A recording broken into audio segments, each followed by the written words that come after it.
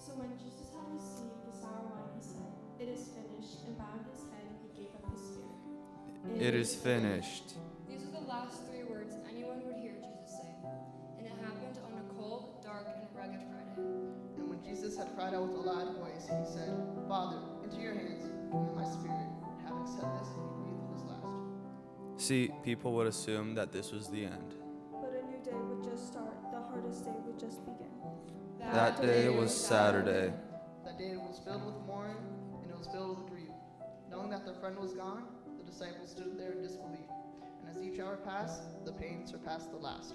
Reminded of every whip and lash, the breaking of Jesus' body like glass. But it wasn't until the sun came up on Sunday that their pain, their fears, and doubts would all go away.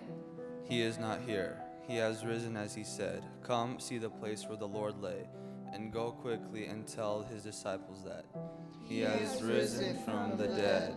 See, when they discovered the empty grave, they understood that history was about to be made, because it wasn't the end when Jesus said, It is finished. Sin is diminished. You don't have to carry this weight on your shoulders, because a dead man will rise and move that boulder. To conquer the very thing that separates us from God, which is death itself, so that we could be living forever with him.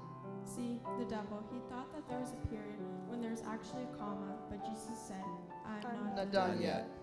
He came to fulfill every single debt, and he didn't want you or I to forget.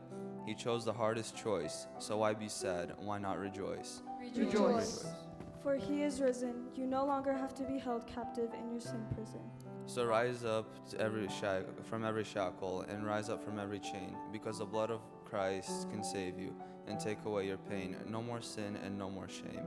And all because of what he's done, sent to the cross his begotten Son. We're living in the story of victory. He has won. For God so loved the world that he gave his only begotten Son, that whoever believes in him should not perish but have everlasting life.